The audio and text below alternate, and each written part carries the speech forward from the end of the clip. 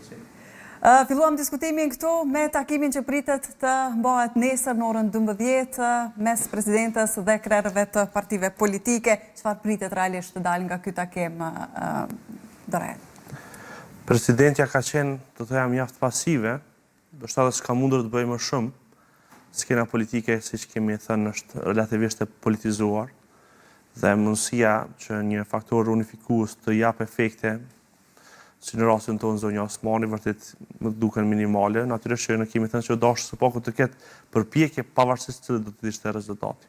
Tash kemi ardhur në një moment tjetër, është provuar një herë që të kemi një shumicë të re në Kuvendin e Kosovës. Kjo shumicë nuk është konstituar. Shumë vështirë është që të ndodhë një shumicë e re. Mbajtohem me zoti Kocin. Ne kemi diskutuar edhe disa herë të tjera këtë çështje.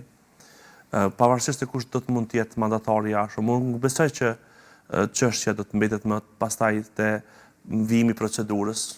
Ne vetëm se duhet të plotësojmë procedurat ndoshta për të shkuar drejt zgjedhjeve, sepse është shumë e rëndësishme që të gjendet modalitetet ligjore të aplikueshme në mënyrë që të shpërndahet Kuvendi i Kosovës sa më parë që të mundur në mungesë të një vullneti politik për të bërë shumicë. Ndryshe, unë gjithmonë besoj edhe zoti Koci ka pasur qëndrimin e njëjtë që është dashur partitë politike të ulen dakordohen, gjendet një modalitet afat shkurtër për të bërë disa detyra, dhe këto detyra kanë të bëjnë me ndërgimin e projekt ligjit të buxhetit të Kosovës në Kuvend, amandamentimin dhe plotësim ndryshimin e tij konform një vullneti të përgjithshëm, sepse nuk është më ky buxhet i shumicës, po ky buxhet është i Kuvendit të Kosovës dhe të gjitha partitë politike duhet që të japin inputet e veta, sepse ndryshe nuk mund të kalojë buxheti, sepse nuk ka shumicë parlamentare dhe natyrisht këtu testohet pastaj fuqia politike. Ti s'mundsh me projektu diçka që nuk të përkrah Kuvendi i Kosovës. Për partitë politike është dashur që një zëri të ulen të amandamentojnë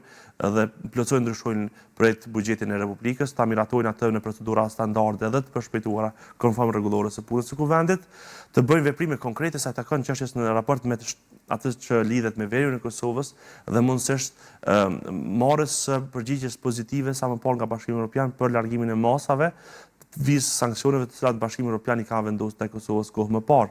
Këto masa dhe sanksione po e lajnë peng rrugën tonë drejt Bashkimit Evropian dhe natyrisht që po lajnë peng edhe fondet të cilat janë në procesin e parantarësimit.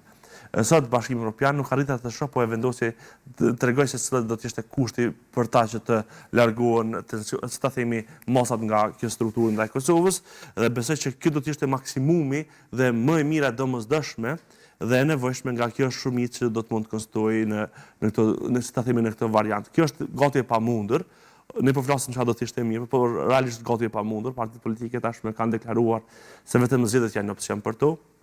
Dhe prandaj sa më parë të bëhen zgjedhjet do të na mundsonin neve që të kemi, si ta themi, qeveri më herët, nëse do të, si ta themi, ka vullnet politik në fillimin e vitit të ardhshëm.